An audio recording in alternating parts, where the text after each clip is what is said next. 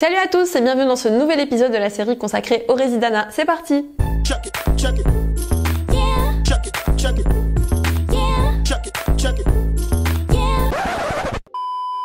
Coucou tout le monde, je suis trop contente de vous retrouver aujourd'hui. Pour ceux qui me suivent sur Instagram, vous savez que j'ai eu une grosse galère avec la suite de la série de vidéos consacrée au Résidana. Pour ceux qui ne sont pas au courant de cette galère, c'est que vous ne me suivez pas sur Instagram, donc allez-y tout de suite, je vous le mets juste ici. Bref, on parle plus de galère, je suis là, je vais refilmer toutes ces vidéos, c'est pas grave, je suis quand même très contente. Et aujourd'hui, on va parler d'un sujet qui est très important puisque je vais vous donner plein de petites astuces pour bien gérer votre temps et réaliser un bon programme, un programme réaliste, un programme que vous allez pouvoir respecter et du coup, c'est un programme qui va vous permettre de déstresser parce que quand on a une vision à long terme, on sait où on va, on a moins de pression finalement parce que on est rassuré. Comment faire pour bien gérer son temps? Eh bien, la clé, c'est la planification à long terme. C'est-à-dire que vous allez organiser toute votre année à l'avance. Voilà, vous n'allez pas y aller au fur et à mesure. Non, vous pouvez adapter votre programme, mais il faut avoir, il faut avoir une trame de départ. Il faut avoir un programme de départ avec une vision globale de toute l'année. C'est extrêmement important. Comment on s'y prend? C'est très simple. Peu importe à quel moment vous commencez. D'ailleurs, petite parenthèse, c'est une question qui revient souvent. On me demande souvent à quel moment il faut commencer sa préparation ou à quel moment moi j'ai commencé ma préparation. Je vais vous répondre tout de suite. Quand j'ai pris mon année préparatoire, j'ai commencé à ramasser un petit peu mes affaires vers mi-janvier, fin janvier et j'ai commencé la préparation sérieuse à partir de début février. Voilà. Donc voilà, ceux qui commencent maintenant, parce que là je tourne la vidéo en février justement, ceux qui commencent maintenant, qui m'envoient des messages que je suis pas à la bourre, est-ce que c'est trop tard? Non, c'est pas trop tard. Moi j'ai commencé en février. Donc voilà, c'est suffisant. Je pense que ça peut être suffisant à condition de bien vous organiser et de respecter votre programme. Première étape, c'est donc de déterminer le nombre de mois qui vous reste jusqu'à la date fatidique du Résidana. Admettons qu'il vous reste 8 mois. Ensuite, vous allez déterminer le nombre de couches que vous voulez faire. Parce que là, ça va vraiment varier d'une personne à l'autre. Certaines personnes vont devoir faire 4 couches, d'autres vont faire 2 seulement et ce sera suffisant pour eux. Donc, vous déterminez le nombre de mois qui vous reste et le nombre de couches que vous voulez faire. Ensuite, vous allez déterminer le nombre de mois que vous voulez consacrer à chaque couche. Je vais vous donner un exemple. On va rester sur l'exemple des 8 mois. Et j'ai envie de faire 3 couches. Je vais commencer par la fin. Je vais me dire, la 3e couche, je vais lui laisser un seul mois. La 2e couche, je vais lui laisser 2 mois. Donc en gros, il me reste 5 mois pour ma première couche. Ensuite, une fois que j'ai déterminé la durée de ma première couche et donc le nombre de mois que j'ai dans ma première couche, je vais lister de façon très précise tous les modules que j'ai à faire.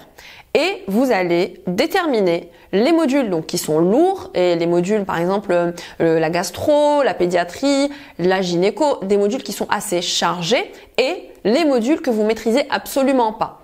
En gros, l'idée générale, c'est de mettre d'un côté les modules qui vont vous prendre du temps et de l'autre les modules qui vont prendre moins de temps. C'est-à-dire les modules légers du type triade ou les modules que vous maîtrisez déjà bien ou alors ceux pour lesquels vous avez déjà des résumés, vous avez déjà des cours, de bons supports, etc. Ça, c'est des modules qui vont pas vous prendre beaucoup de temps. Et à côté, vous allez prendre des modules qui sont lourds, où vous avez beaucoup de lacunes, où vous avez zéro source, où il va falloir faire des résumés, etc., etc. Ensuite, vous allez déterminer le nombre de semaines que vous voulez consacrer à chacun de ces modules, que ce soit les modules lourds et les modules légers. En gardant bien à l'esprit que l'idéal, comme je vous l'ai dit dans ma première vidéo, c'est d'associer à chaque fois une partie de biologie avec votre module de clinique. C'est-à-dire, si je vais faire mon endocrino, il faut garder à l'esprit que je vais faire la biochimie avec. Et quand je dis qu'il faut faire la biochimie avec, l'idéal, par exemple pour l'endocrino, c'est à chaque fois que vous allez faire une pathologie, vous allez rajouter le cours de biochimie qui traite de l'axe endocrinien en rapport avec cette pathologie. Voilà. Donc vous avez compris le principe à peu près. Je détermine le nombre de mois que j'ai dans ma première couche, nombre de modules, nombre de semaines par module et une fois que c'est bon, j'ai déterminé le nombre de semaines pour chaque module, eh bien avant de commencer mon module, je vais lister les cours, les répartir sur ces semaines qui sont consacrées à ce module, rajouter la biologie avec et faire un programme quotidien. C'est-à-dire que quand je vais aller à la bibliothèque ou que je vais me mettre à bosser chez moi, peu importe où vous travaillez, je ne vais pas débarquer le matin et pas savoir ce que je vais faire. Non, il faut savoir ce que j'ai à faire aujourd'hui et surtout quels sont les cours que je dois absolument terminer avant la fin de la semaine. J'insiste sur le programme de la semaine. Parce que ça va être l'objectif qu'il va falloir respecter à tout prix. C'est-à-dire que le programme sur la semaine, vous pouvez le moduler, d'accord? Mais l'essentiel, c'est qu'à la fin de la semaine, vous ayez bouclé tous les cours qui étaient prévus dans cette semaine. C'est comme ça que vous n'allez pas être dépassé, que vous n'allez pas être débordé, que vous n'allez pas prendre beaucoup de retard. C'est-à-dire, par exemple, si j'ai prévu de faire, on va dire, 3 cours par jour, que le premier jour, je fais mes 3 cours, le deuxième jour, j'en fais que 2. C'est pas grave. Mais il faut que je me débrouille pour caser ce cours, qui est en retard avant la fin de la semaine. Je vais pas laisser ce retard déborder sur la semaine d'après. Sinon, c'est comme ça qu'on est très rapidement dépassé. Donc, gardez bien ça à l'esprit. Le programme de la semaine, il est modulable, mais il faut à tout prix respecter vos objectifs de la semaine. Ensuite, quand on fait le programme de la journée, je vous l'avais dit dans la première vidéo, il va falloir respecter votre rythme de travail. C'est-à-dire, si vous êtes une personne qui est productive le matin, vous allez caser les cours les plus lourds, les plus difficiles le matin. Tout ce qui va vous demander beaucoup d'efforts, d'efforts de concentration, vous allez le caser le matin. Évidemment, si vous travaillez mieux le soir, faites ça le soir. Je vais vous donner un exemple. Moi, je suis plus productive en fin de journée et le soir. Donc, ce que je faisais, c'est que j'arrivais tard à la bibliothèque, j'avais une petite session de travail avant la pause déjeuner, je reprenais, donc après le déjeuner, on est un petit peu fatigué, donc j'avais encore une session de travail, on va dire d'intensité moyenne, mais après ma pause café, je travaillais de façon très très intensive, j'étais à la bibliothèque, je travaillais de façon très intensive jusqu'à environ 8 heures du soir, et ensuite quand je rentre à la maison, je travaille aussi jusque tard le soir. C'est pour ça que je me réveille pas très tôt et que je ne démarre pas très tôt ma journée. Voilà, moi c'est le programme qui a marché pour moi. Ensuite, quand j'ai bossé chez moi, je faisais la même chose. Je me réveillais, allez, on va dire autour de 10 heures. Ensuite, je bossais de façon, un petit peu de mal à démarrer le matin. Donc, je ne bossais pas de façon très intensive la matinée jusqu'au déjeuner. Après le déjeuner, j'essayais de me réveiller un petit peu, de bosser un peu mieux. Mais après ma pause café et jusqu'au soir, très tard le soir, je travaillais de façon très intensive. En gros, ce que j'essaie de vous dire, c'est que vous devez respecter votre rythme de travail, vos aptitudes, vos moments de faiblesse un petit peu, et puis les moments où vous êtes concentré et vous êtes bien. Et donc, c'est en fonction de ces éléments-là que vous allez déterminer le programme de votre journée. C'est comme ça qu'on arrive à respecter un programme. Si vous n'êtes pas du matin, mais que vous vous dites le matin, je dois aller à la bibliothèque, à 9 heures du matin, je dois commencer comme tout le monde, et qu'il faut, mon pote ou ma pote, ils ont fait 4 cours avant la pause déjeuner et moi j'en ai fait que 2 et vous allez stresser. Non. Ces gens-là, peut-être qu'ils rentrent chez eux, ils dorment, ils peuvent pas travailler le soir ou en fin de journée, ils sont complètement à plat et vous, c'est l'inverse. Donc, l'essentiel, c'est de respecter votre propre rythme et d'optimiser votre temps en fonction de votre rythme de travail. C'est comme ça qu'on fait un bon programme sur la journée. Alors ensuite, comment rester motivé pour respecter son programme hebdomadaire, son programme de couche, etc., etc. Alors pour ça, ce que je peux vous conseiller, c'est de vous constituer un groupe de travail, mais j'en avais déjà parlé. Quand je dis groupe de travail, pour moi, un groupe avec beaucoup de personnes, enfin les gros groupes, c'est pas l'idéal. Essayez de vous trouver un binôme ou alors 2 autres personnes avec qui travailler et essayez de vous fixer des rendez-vous hebdomadaires, par exemple, ça serait l'idéal pour faire des sujets, des annales, des cas cliniques, etc. Je vous l'ai déjà dit, c'est comme ça que vous allez être motivé parce que ça sera une deadline. Vous allez vous dire, je vais les retrouver tel jour, il faut à tout prix que j'ai fait mes cours pour pouvoir faire les sujets avec eux. Donc ça, c'est une bonne astuce pour pouvoir respecter votre programme hebdomadaire. Les sessions de training comme ça, les sessions d'évaluation et de training, elles sont très importantes. Vous pouvez les faire chaque semaine, en fonction des cours que vous avez traités dans la semaine. Vous devez faire une bonne séance training et synthèse à la fin de votre module. Comme ça, vous allez traiter de toutes les questions en rapport avec votre module.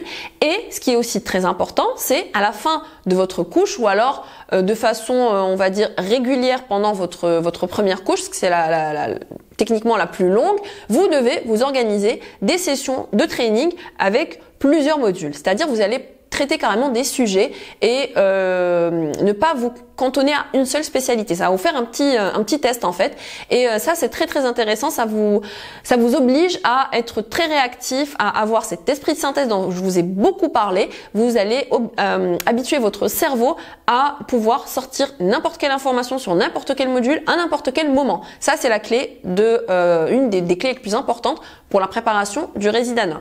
Et évidemment, à la fin de votre première couche, vous devez faire une synthèse globale, un training général, voilà, une grosse évaluation de votre première couche. Ça va vous permettre de fixer tout ce que vous avez fait pendant cette première couche, d'identifier vos lacunes que vous allez pouvoir combler durant la deuxième couche et puis encore une fois de développer encore cet esprit de synthèse et d'entraîner votre cerveau aux conditions d'examen. Un autre point très important, c'est le fait de programmer des coupures. Ça, c'est nécessaire, c'est vital, surtout durant la première couche, parce que vous êtes encore loin de la date de l'examen. Donc, ça sert à rien de vous mettre à travailler 7 jours sur 7 dès le début. Vous allez vous épuiser, vous serez saturé. C'est totalement contre-productif. Donc, les coupures hebdomadaires sont très importantes et aussi programmer une grosse coupure à la fin de votre première couche et à la fin de votre deuxième couche. Bon, surtout à la fin de la première.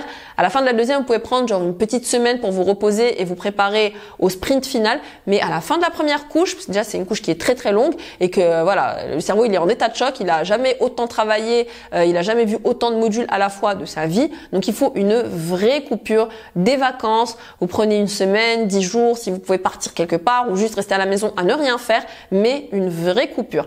De plus, cette coupure, ça va être un objectif. Vous allez vous dire, il faut que je mérite ma coupure, donc je vais avancer sur ma première couche, il faut que je la termine, parce que de toute façon, si vous la terminez pas, votre coupure, elle va sauter, obligatoirement. Donc, pour mériter cette coupure et surtout pour ne pas la rater, vous allez être motivé à bien travailler, bien avancer et respecter vos délais. Alors maintenant, on va parler des derniers mois de préparation, à savoir les 3 derniers mois. Donc, si je garde l'exemple que je vous ai donné au début, pendant mes 3 derniers mois, je vais avoir la deuxième couche sur 2 mois et la troisième couche sur 1 mois. Durant la deuxième couche, l'objectif, c'est essentiellement, dans un premier temps, de consolider vos acquis et tout ce que vous avez fait pendant la première couche, et dans un second temps, de combler vos lacunes. C'est-à-dire si vous avez fait quelques petites impasses ou s'il y a des choses avec lesquelles vous n'êtes pas encore très très à l'aise, c'est le moment de rattraper tout ça. Donc ce qu'on va faire, c'est que on va focaliser surtout sur les acquis et non pas sur les lacunes. Les lacunes, on va se dire que c'est un plus. Voilà, c'était des trucs que vous aviez un petit peu sacrifiés, vous rattrapez un petit peu le coup. Mais il faut pas que ça soit votre objectif principal. Il faut pas que ça prenne tout votre temps. Non, vous avez consacré 5 mois à faire votre première couche. L'objectif, c'est de consolider surtout ces 5 mois-là. Ensuite, si vous pouvez rattraper des petites choses que vous avez laissées de côté ou que vous ne maîtrisiez pas beaucoup, c'est toujours un bonus. Voilà. Mais l'essentiel, c'est toujours de consolider ses acquis. Faut pas vous éparpiller et consacrer les 2 mois de la deuxième couche à rattraper juste les cours que vous n'avez pas fait. Non. Donc, ce qu'on fait, c'est qu'on peut diviser sa semaine, par exemple. On va se dire, sur 5 jours de travail, pendant 4 jours, je vais consolider ce que j'ai déjà fait. Donc, je vais revoir, je vais faire des répétitions, je vais refaire des sujets, revoir mes cours, etc., etc.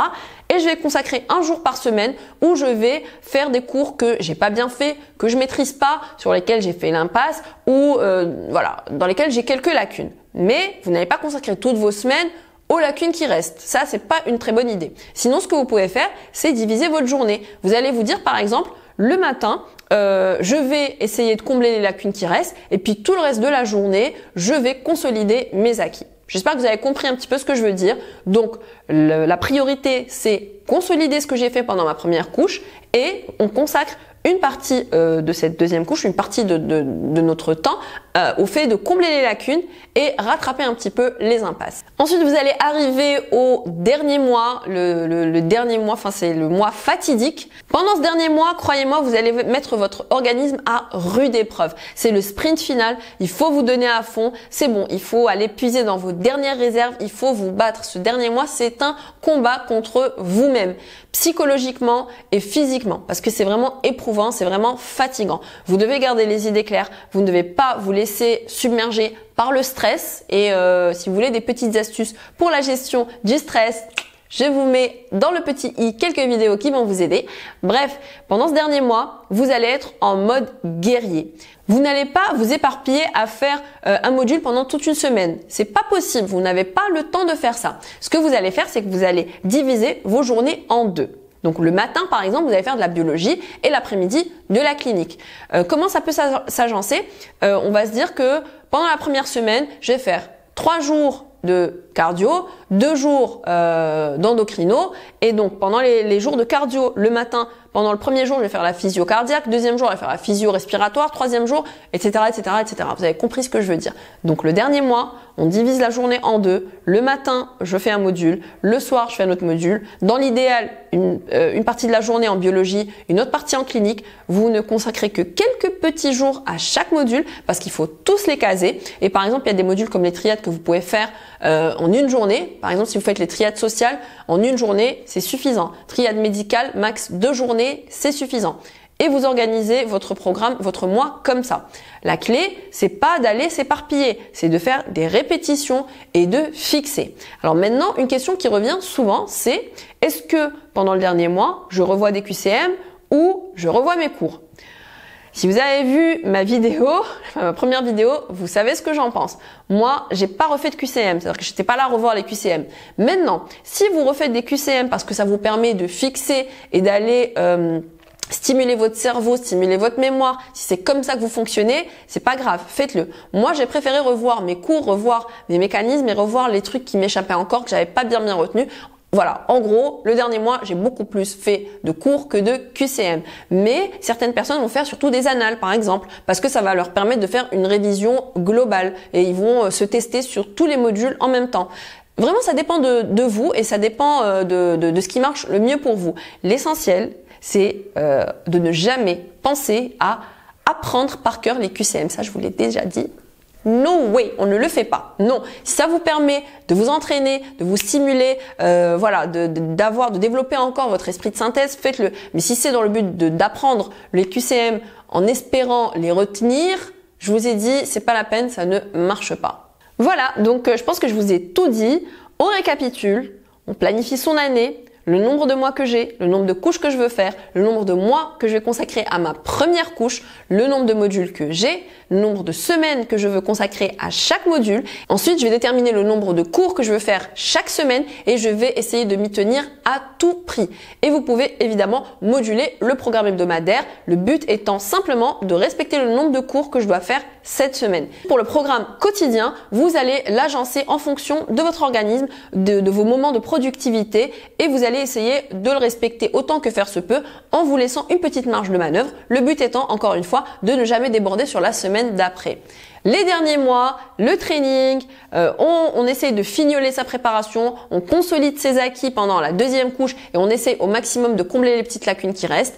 Et pendant la troisième couche, le dernier mois, la dernière ligne droite, on se met en mode guerrier. C'est le dernier mois, c'est bientôt fini et croyez-moi, une fois que vous aurez tout donné, que vous aurez fourni tous les efforts que vous pouvez, que vous aurez été sérieux, régulier, il n'y a aucune raison pour que ça se passe mal. Et après ça, une fois que vous êtes libéré de ce cauchemar, parce qu'on va pas se mentir, c'est vraiment un cauchemar le concours, hein, c'est pas la peine d'enjoliver les choses, c'est une épreuve, c'est très difficile, mais une fois que vous en serez débarrassé, vous vous sentirez tellement mieux, tellement bien, vous vous direz j'ai bien fait de me donner à fond et voilà, surtout si après à la clé c'est vous obtenez le classement que vous voulez et la spécialité que vous voulez, vous direz vraiment que le jeu en valait la chandelle et c'est vraiment tout ce que je vous souhaite. Voilà, j'espère que ces quelques conseils vous auront aidé, que vous allez pouvoir établir un bon planning, un planning réaliste, un planning efficace et qui va vous aider à avoir la meilleure préparation possible. Si vous avez des questions, n'hésitez pas à m'écrire sur Instagram. C'est là-bas que je vous réponds voilà, tous les jours. J'essaie vraiment de répondre à tout le monde. Donc n'hésitez pas à me suivre. Aussi, n'oubliez pas de vous abonner à ma chaîne et à cliquer sur la petite cloche pour recevoir les notifications et ne pas rater mes prochaines vidéos sur le Residana et sur plein d'autres sujets. Je vous dis à très bientôt pour la prochaine vidéo. Salut! Check it.